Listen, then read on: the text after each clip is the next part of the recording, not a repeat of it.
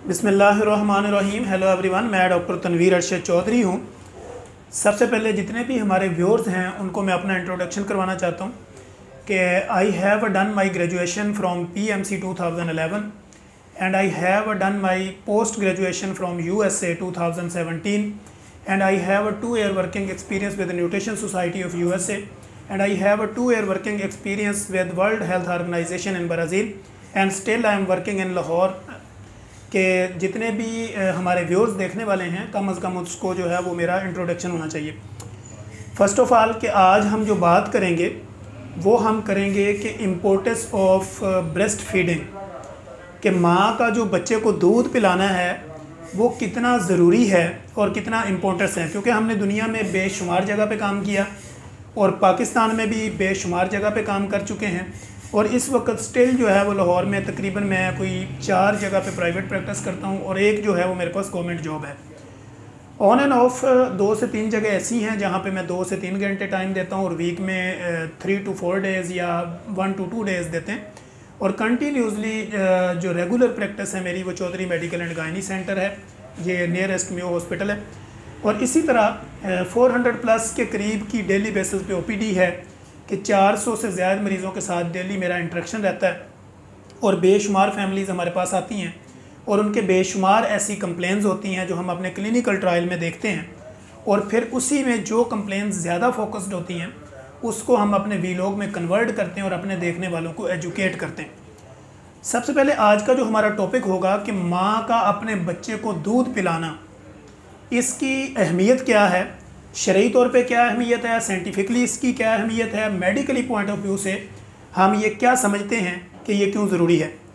सबसे पहले तो मैं अगर शरई तौर पे बात करूँ बीइंग अ मुस्लिम, कि कुरान पाक में अल्लाह रब्बुल इज़्ज़त कहते हैं कि माएँ जो है वो अपने बच्चों को 2 साल तक दूध पिलाएं, 2 साल तक ब्रेस्ट फीडिंग करवाएं और उससे ब्रेस्ट फीडिंग का हुक्म दिया गया। फिर जो वालिदैन जो इनके वरसा हैं उनको ये कहा गया कि वो जो दूध पिलाने वाली माएँ हैं वरसा का हक है कि वो उनकी डाइट का ख्याल रखें, वो उनको रेस्ट दें, उनकी खुराक अच्छी रखें, उनको टेंशन फ्री रखें, तो फिर जाके एक हेल्दी मुआशरा जो है वो जन्म लेता है। तो सबसे पहले कि जैसे शरई तौर पे भी ये हुक्म है कि माँ जो है वो अपने न्यू बॉर्न बेबी को ब्रेस्ट फीडिंग करवाए, यानी अपनी छाती से दूध पिलाए। मेडिकली रिकमेंडेशन भी यही है कि दुनिया का कोई दूध, वो कोई फार्मूला मिल्क हो, आला से आला कंपनी हो, ब्रांडेड हो, किसी फॉरेन कंट्री का हो या किसी लोकल सतह पे बना हो, वो माँ के दूध के एक कतरे का मुकाबला नहीं कर सकता। माँ की छाती से निकला हुआ एक कतरा और फार्मूला मिल्क जितना भी आला क्वालिटी का हो वो उसका मुकाबला नहीं कर सकता। और मेरा ये चैलेंज है जितनी भी फार्मास्यूटिकल कंपनीज़ हैं या जितने भी फार्मूला मिल्क बनाने वाले हैं कि वो माँ के दूध से निकलने वाले एक कतरे का कोई नेमोल बदल बना कर दिखाएं। वो नहीं बना सकते, क्योंकि ये जितना भी फार्मूला मिल्क है ये एक माफिया है हमारे मुल्क के अंदर, जो कि आप किसी भी मैटरनिटी होम में जाएं, किसी भी हॉस्पिटल में जाएं, किसी भी हॉस्पिटल की इमरजेंसी में जाएं जहाँ पे आपके C-सेक्शन होते हैं या जहाँ पे बच्चे नॉर्मल डिलीवर होते हैं या नर्सरी में जाते हैं, तो वहाँ पे जो है वो जो आया हैं, जो स्वीपर हैं, जो नर्सें हैं, जो मदर केयर यूनिट पे जो लगी हुई हैं, वो डॉक्टर को पता भी नहीं होता और वो डायरेक्टली जो है वो मरीज़ को कोई ना कोई डब्बा पैक दूध लिख देती हैं। और जब आप एक दफ़ा डब्बा पैक दूध ले आते हैं, आप उसको फीडर में बना के बच्चे को देते हैं, वो चूँकि बच्चे के लिए ईजी होता है उस दूध को लेना, तो फिर बच्चे का टेस्ट डेवलप हो जाता है, फिर उसका माँ का दूध पीने को दिल नहीं करता। तो सबसे पहले मेरी अपने जितने भी व्यूअर्स हैं, जितने भी हमारे देखने वाले लोग हैं या जितने भी किसी भी तरह की कनेक्टिविटी में हमारे साथ हैं, उनको ये क्लियर कट मैसेज है कि कोई भी फार्मूला मिल्क ना आपका कद बढ़ा सकता है, कोई भी फार्मूला मिल्क ना आपकी न्यूट्रिशनिस्ट को उस कैटेगरी की पूरी कर सकता है जो आपकी माँ की छाती से निकलने वाला दूध करेगा। अब यहाँ पे सवाल ये पैदा होता है कि जब बच्चा डिलीवर होता है तो दाई या आया या कोई भी LHV या गायनोकोलॉजिस्ट वो फौरी तौर पे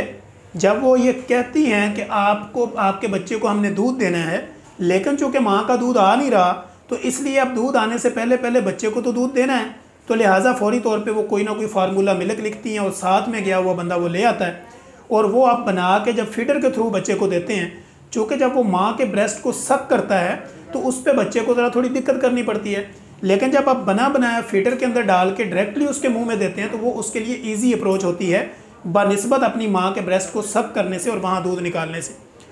अब जब बच्चा डिलीवर हुआ वहाँ से लेके या बच्चे का सी सेक्शन हुआ, ये जो पहला 1 घंटा होता है ये इतना इम्पोर्टेंस होता है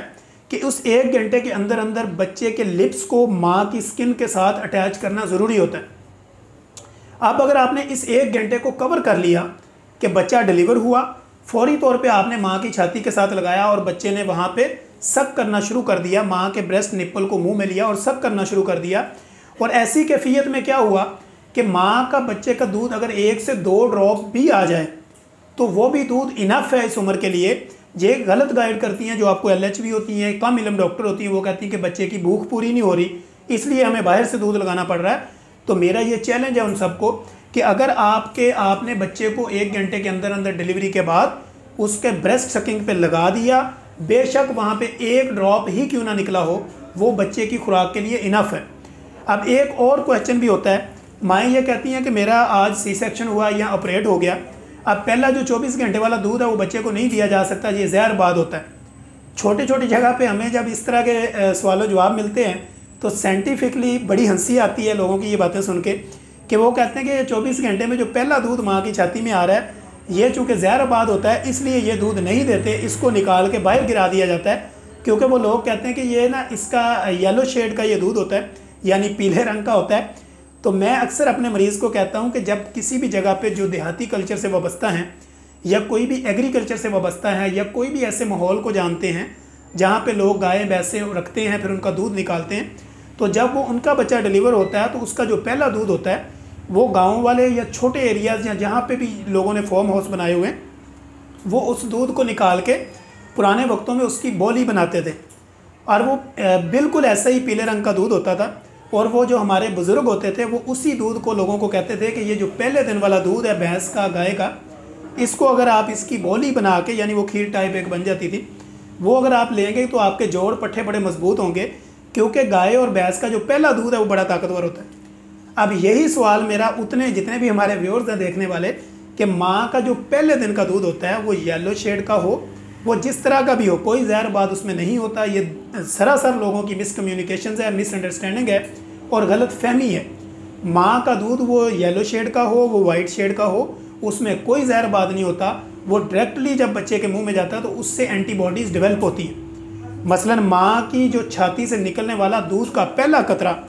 पैदा होने वाले बच्चे के मुंह में जाता है तो उसकी एंटीबॉडी डेवलप होती हैं। एंटीबॉडी क्या होती हैं? जो मेरी इम्यूनिटी को डेवलप करती हैं। इम्यून सिस्टम क्या होता है? जो मेरे जिस्म का दिफाई निज़ाम है। और मेरे जिस्म का दिफाई निज़ाम क्या है? जब बाहर से कोई फ़ॉरेन बॉडी मेरे ऊपर अटैक करती है, जैसे मुझे नज़ला, ज़ुकाम, फ्लू या जिस तरह आपने देखा पिछले दिनों में कोविड, इस तरह और जितनी भी वायरल और बैक्टीरियल इन्फेक्शंस होती हैं, इनको जो चीज़ें आपकी बॉडी से बाहर की तरफ धकेलती हैं उसको हम इम्यूनिटी कहते हैं। और इम्यूनिटी के साथ जब आपकी एंटीबॉडी डेवलप हो रही होती हैं तो वो आपकी दिफाई निज़ाम मजबूत होता है और बीमारी जल्दी आपके ऊपर अटैक नहीं करती। तो इसलिए माँ का पहले दिन का दूध वो येलो शेड का हो, वाइट शेड का हो, वो लाजमी बच्चे को देना चाहिए ताकि बच्चे की एंटीबॉडी डेवलप हो और उसकी इम्यूनिटी डेवलप हो। आने वाले वक्त में जो आपका बच्चा है वो हेल्दी लाइफ में अपनी ज़िंदगी गुजार सके।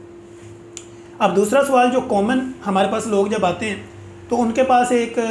फार्मूला मिल्क होता है और वो आके बताते हैं कि बच्चे को मोशन लगे हुए हैं, बच्चे की छाती ख़राब है। तो हम कहते हैं दूध कौन सा दे रहे हैं? वो डब्बा निकाल के दिखाते हैं कि ये दे रहे हैं, ये ब्रांडेड दूध है, ये मोरिंगा का है, ये फलाना है, ये हमने USA से मंगवाया हुआ है। तो मैं बीइंग ए मेडिकल स्पेशलिस्ट, मैं अपने क्लिनिक पे हमेशा लोगों को कहता हूँ कि कोई फार्मूला मिल्क जब तक आप अपने बच्चे को देते रहेंगे आप हमेशा डॉक्टर के पास आते रहेंगे। चूँकि जब भी आप फार्मूला मिल्क देंगे वो आपकी चेस्ट को ब्लॉक रखेगा, आज नहीं तो कल ब्लॉक करेगा। कंटिन्यूसली आपको जो है वो डॉक्टर के साथ अटैच रहना पड़ेगा। लिहाजा इस दूध को आप छोड़ें, माँ का दूध पिलाएं। तो वो कहते हैं माँ का दूध तो आ ही नहीं रहा। तो हम कहते हैं अगर माँ का दूध नहीं आ रहा तो उसके पीछे मल्टीपल रीजंस है। माँ आयरन डेफिशिएंट है, कैल्शियम डेफिशिएंट है, उसको मिनरल्स की कमी है, वीकनेस है, खुराक प्रॉपर नहीं है। तो वो जो आपने फार्मूला मिल्क जो है वो बच्चे को देना, वो उसकी माँ को पिलाएं। जब उसकी माँ एक अच्छी हेल्दी डाइट लेगी तो वहाँ से जो दूध निकलेगा वो दूध जो है वो उसका कोई नेमुल बदल नहीं है, उस जैसी एनर्जी किसी दूध में नहीं है। एक जो है वो पेशेंट मेरे क्लिनिकल ट्रायल में आई, कहती मुझे कोई ऐसा दूध लिख के दें मेरा बच्चा मोटा हो जाए, कद भी निकल जाए। तो मैंने कहा एक दूध ऐसा है जिसकी 1 लाख रुपए कीमत है, तो वो एक मिडिल क्लास थी, वो कहने लगी कि मैं बिल्कुल ख़रीद सकती हूँ, मैं ले सकती हूँ। तो मैंने उसे कहा वो मिल्क जो है वो आपकी माँ की जो छाती है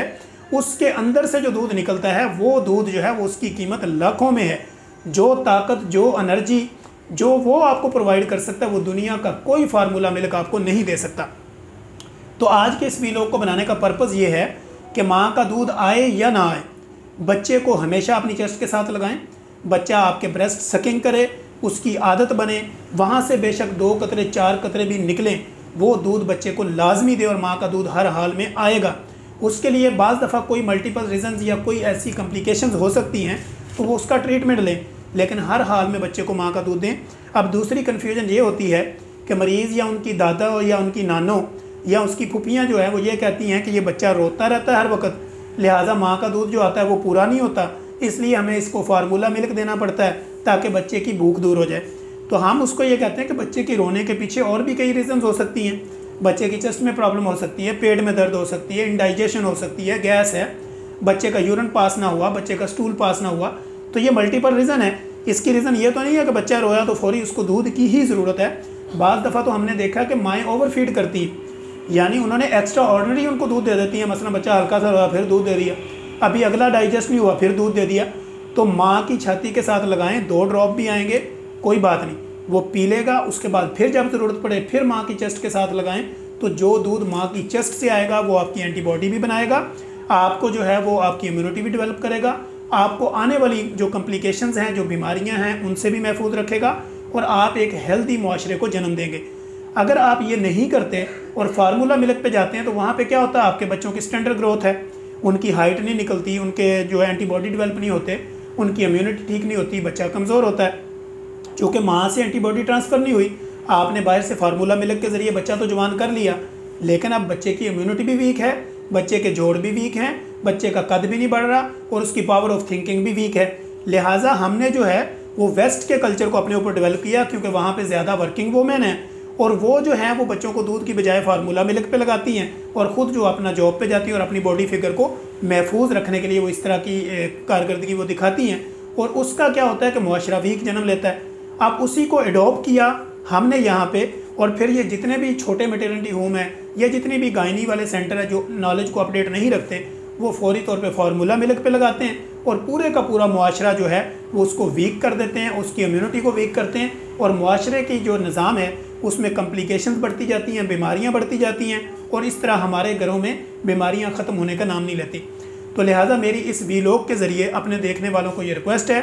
कि जब भी बच्चा डिलीवर हो कोई उसका वेट ना करें, बच्चे को फौरी माँ के चेस्ट के साथ लगाएं। इनका स्किन टू स्किन जो है वो इंटरेक्शन बहुत ज़रूरी है।